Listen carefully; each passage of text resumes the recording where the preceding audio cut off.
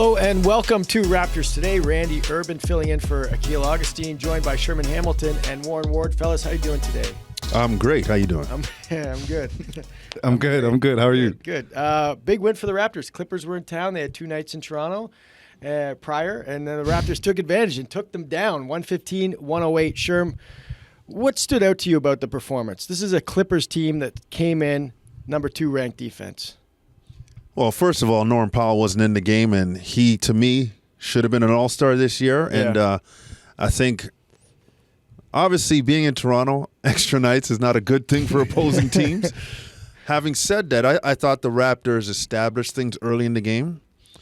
And even though they kind of got a bit loose later in the game and the Clippers made a bit of a push, I think we're seeing a team that's learning how resilient they can be, a team that's understanding how to navigate those troubled waters and making sure that they don't panic and they do things that keep them consistent in terms of being in position to win. So we're seeing the maturation process, and this is what we wanted to see against a team that was better than the competition where they had that win streak against, and see how they played against individual players who could do things that players couldn't do in that 5-game win streak. So we're seeing a team that's growing right in front of our eyes. Yeah, Warren, what's standing out to you? This is a team that's won 6 of 7.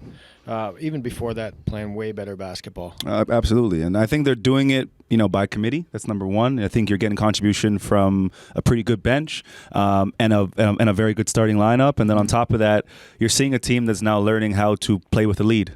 Toronto's been on the other end of that, where they have been, trying to fight, I would say a massive uphill battle where, they'd get down 10 or 15 and can't make a comeback whatsoever. Now you're seeing the opposite of that, where the Clippers were the ones down early. In that third quarter, Toronto established themselves even more defensively, and then you couldn't see the Clippers able to make any sort of comeback. Toronto had an answer for everything. So, you got a young team that's learning how to play, with a win, or with a lead. I think that's, as Sherm said, that is part of their growth process right now, and it's looking good. Yeah, defensively, I think they've just been so good, Sherm, on that side of the ball the last little while.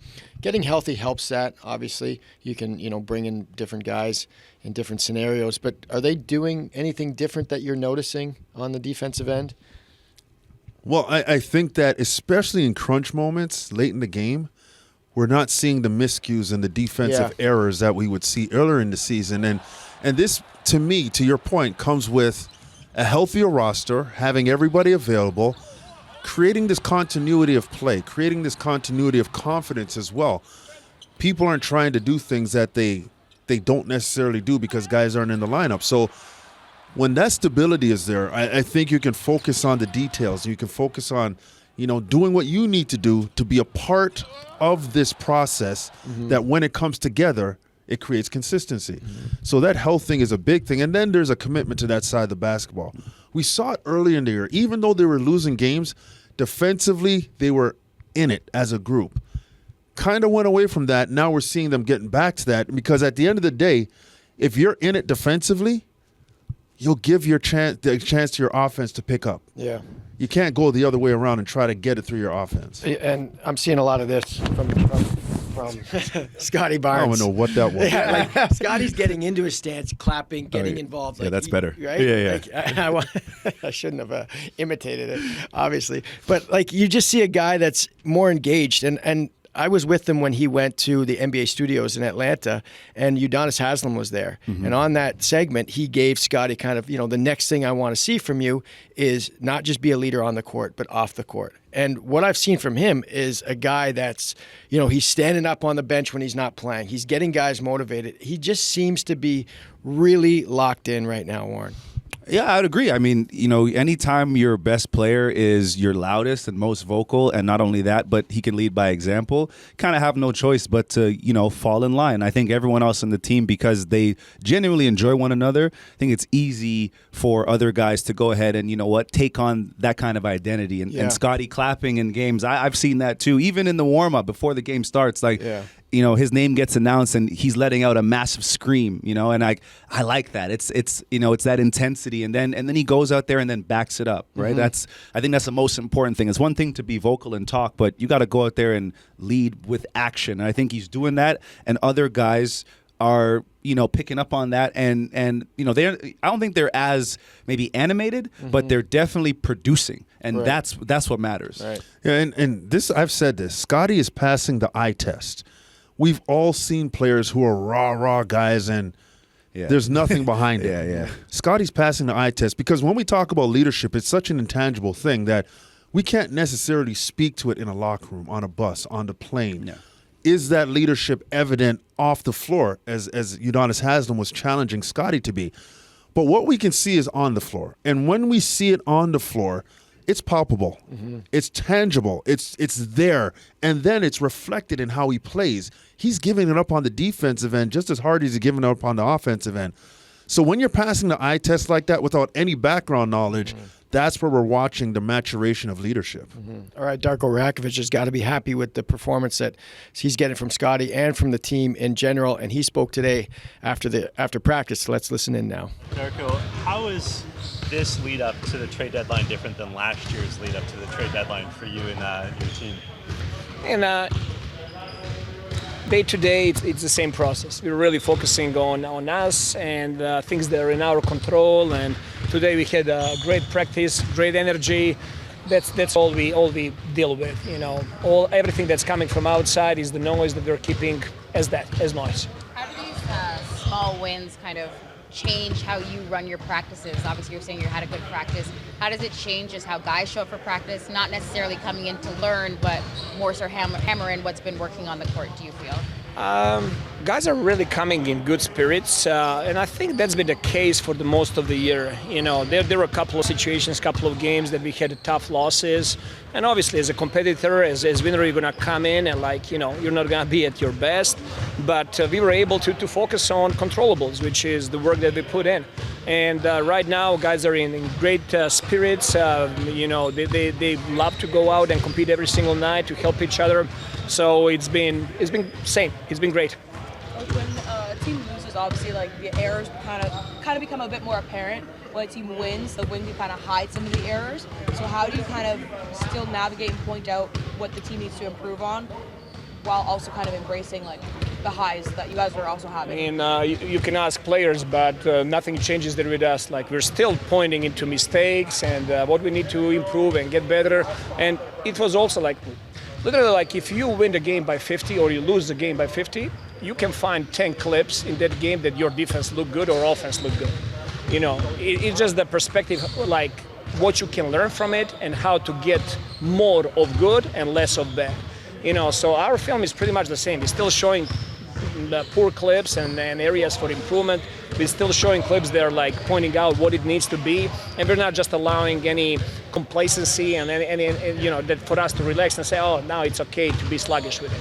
Welcome back to Raptors Today. Randy Urban with Warren Ward and Sherman Hamilton. And guys, in the game against the Clippers, RJ Barrett scored the first 8 points. Should have had the first 10. He had that breakaway layup and kind of got messed up there in the end. But I really like the way he's playing. He's scoring when he needs to, and he's distributing when he's getting into those situations a little bit more often. What are you guys seeing from him?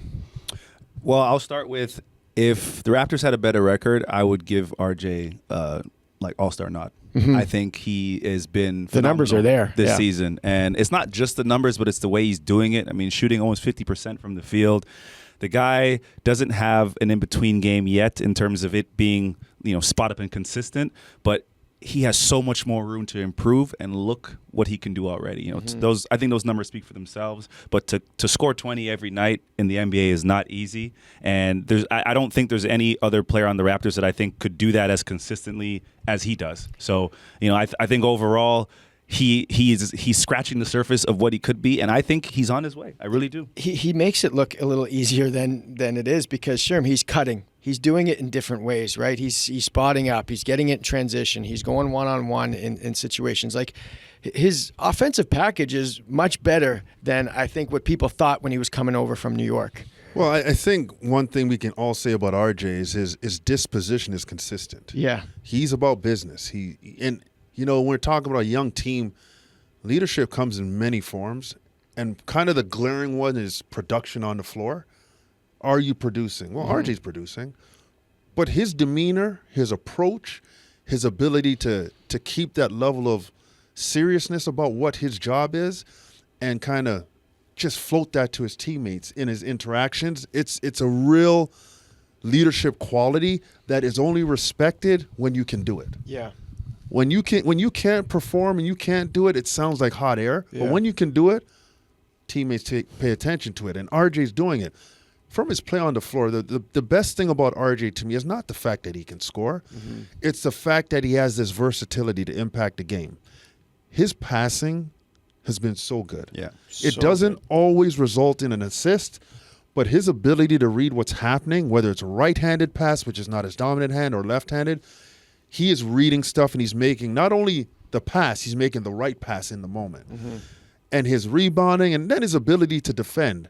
On the ball, much better than off the ball. He's got to continue to work on off-the-ball defense, but on the ball, he's strong, he's physical, he's got an attitude about him. He's got that kind of like what we call in the streets ignorance about him when it comes to defending.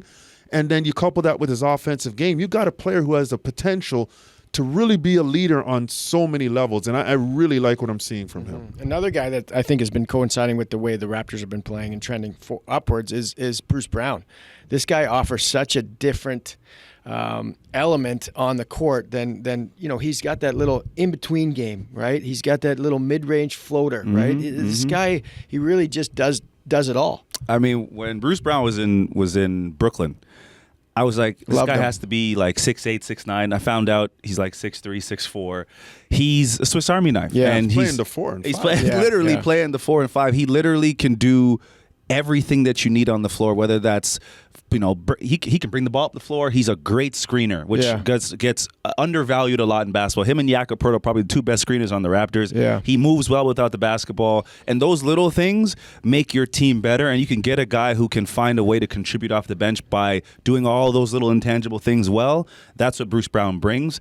I don't know if the Raptors are going to trade him or not, but if they do keep him here, he's a valuable asset, and you're seeing why. He's a big reason why Toronto's been able to be on this winning streak. And even the way he fits in the rotation as a starter or a sub, it gives guys other valuable minutes off the floor, Yeah. and it allows a guy like Scottie to even rest a bit more. Yeah. Warren's right. Like, obviously there's going to be some suitors for this guy. Like, he just does so many things that you want on a championship team. But Sherm, he's also, as Warren said, just great for what the Raptors are trying to do too going forward. Yeah, well, he is a champion. Yeah, so right. he understands how to play in a system with stars.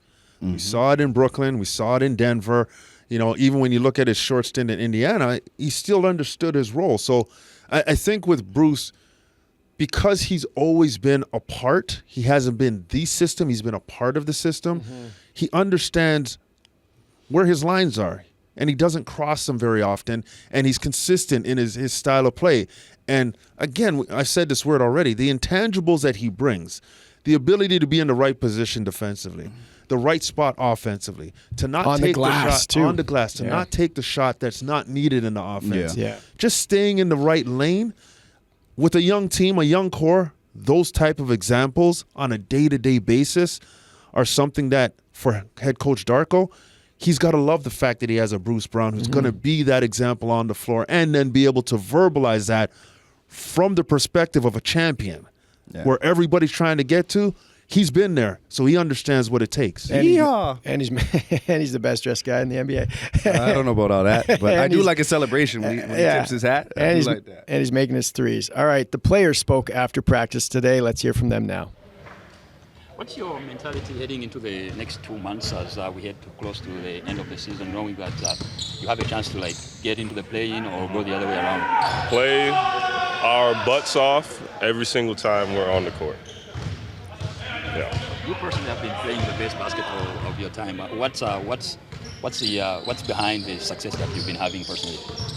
I think system and just growing and maturing. Getting better, knowing how teams are going to guard me, knowing kind of what works for me. Yeah. You excited for Friday? The day after the deadline, day after Thursday? I'm excited for today. Be where you are. I'm here in this moment right now. I'm happy right now. Now, Now you guys are finally getting some reps for like what was supposed to be your opening night starting five. What do you feel like is working with that group you guys are playing together? I've been saying it kind of all year that, you know, once we start to get our guys back and get healthy, that, you know, we're going to be able to play well and, you know, start to scratch out some wins. And that's just what we're doing. We're playing hard, we're playing together, and it's going well for us right now. Hey, it's JYD. Thanks for watching the Raptors YouTube channel. Check out our latest videos and subscribe for more. Fine. Taken away by the Raps on the run. Fits to JYD. Beautiful pass. Chuck, one of the things I'm noticing about this Cardinals